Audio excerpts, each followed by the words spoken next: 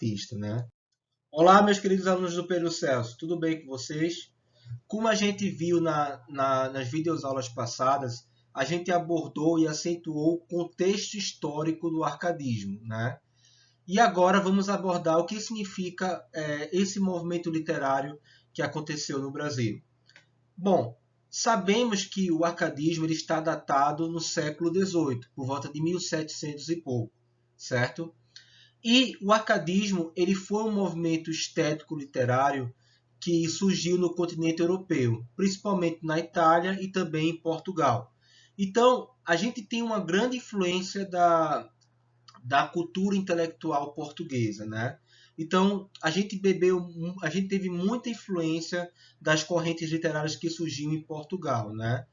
Então, com base nessa influência na literatura portuguesa, surgiu aqui no Brasil, por volta da segunda metade do século XVIII, o arcadismo. E o arcadismo ele presencia dois momentos fundamentais. Quais são esses dois momentos? O momento poético e o momento também ideológico. Bom, pessoal, a gente sabe que o arcadismo ele teve uma grande influência do iluminismo europeu, dos pensamentos políticos do iluminismo europeu, né? Com base em uma revolução, colocando em xeque, por exemplo, o domínio das monarquias, o domínio também colonial, né? E também teve um momento de renovação poética. Lembrando bem, pessoal, o arcadismo, de fato, ele foi um movimento estético literário de contraposição ao movimento literário anterior, que era o barroco. Ora, a gente sabe muito bem que o barroco estava centrado na religião, estava centrado numa poesia religiosa e centrada, de certa forma, no teocentrismo, onde Deus estava no centro do universo. E o arcadismo ele vem de contraposição ao barroco. Ele traz, de certa forma, uma revalorização da cultura clássica, da mitologia greco-romana, e também o arcadismo ele traz uma linguagem muito mais simples, uma linguagem muito mais rebuscada, ornamentada, de acordo com a tradição humanística e a tradição greco-romana, né? Pondo fim, basicamente, o monopólio da poesia barroca aqui no Brasil, né? Então, houve esse período de grande renovação literária e poética através do cultivo do soneto, através também do cultivo da poesia épica, e aí também alguns poetas aqui no Brasil teve uma grande influência da poesia épica de Camões, da poesia camoniana, né, do soneto camoniano, né?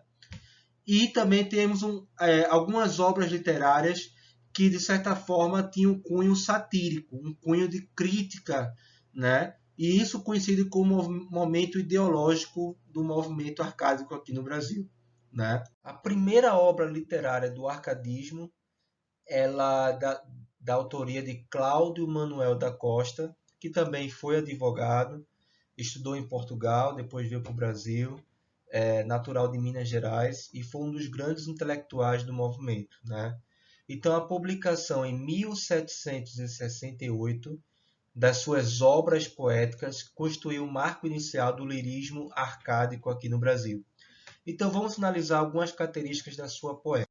Então, vamos analisar aqui o primeiro soneto das obras poéticas de Cláudio Manuel da Costa, que foi o primeiro autor do movimento Arcade aqui no Brasil, né? Só relembrando para vocês, o arcadismo ele revalorizou a cultura pagã. O que significa a cultura pagã? A cultura pagã é nada mais nada menos do que uma referência à mitologia greco-romana, à mitologia clássica, né? Então você percebe que em todo soneto, em muitos sonetos do arcadismo aqui no Brasil, existe uma referência aos personagens mitológicos greco-romanos, né? E interessante também que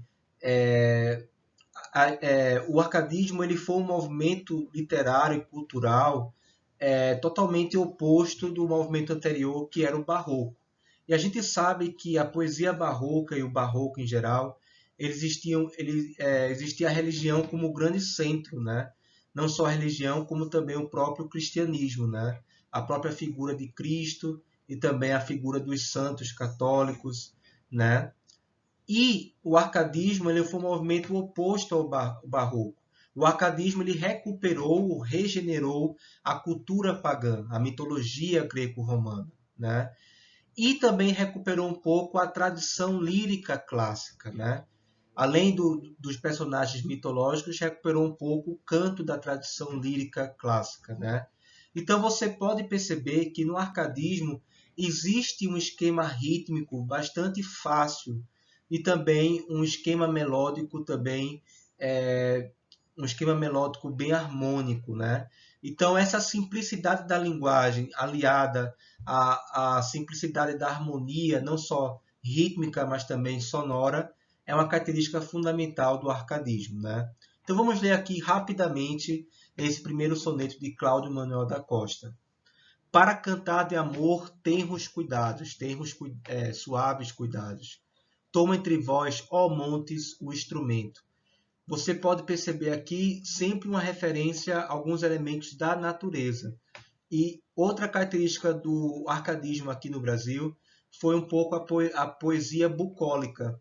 O que é poesia bucólica? A poesia bucólica é que se refere à vida pastoril, à vida no campo, né? A vida do homem próxima com a natureza, né? Então sempre tem algumas referências em relação a montes, a ventos, a elementos da natureza, né? Ouvi, pois, o meu fúnebre lamento, se é que de compaixões sois animados. Já vos vistes que aos ecos magoados do trácio Orfeu parava o mesmo vento. Da lira de Anfião ao doce assento se viram os rochedos abalados.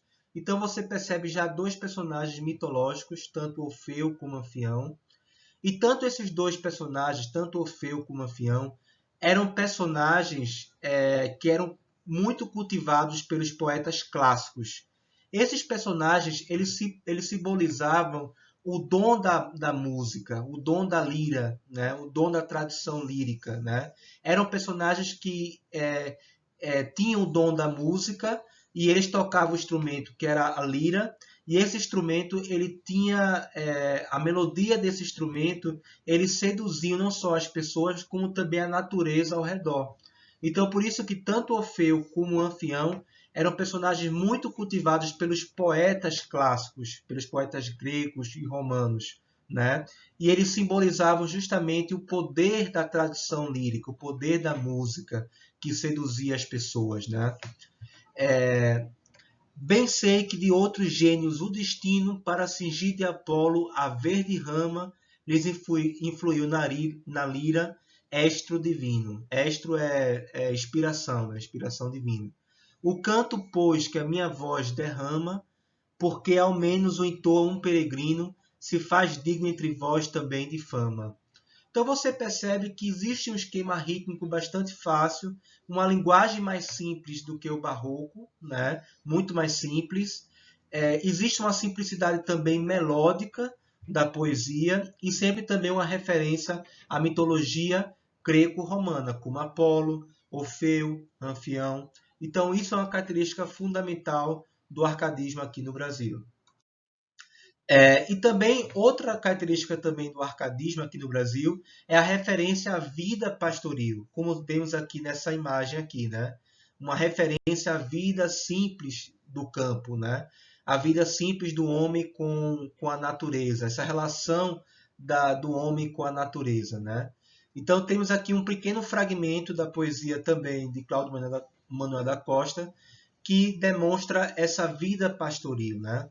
Sou pastor, não te nego. Os meus montados são estes, que aí vês. Vivo contente ao trazer entre a relva florescente a doce companhia dos meus gados. Né? Então, essa referência à vida pastoril do vaqueiro, do personagem do arcadismo, é um elemento bastante comum nesse tipo de poesia. Né?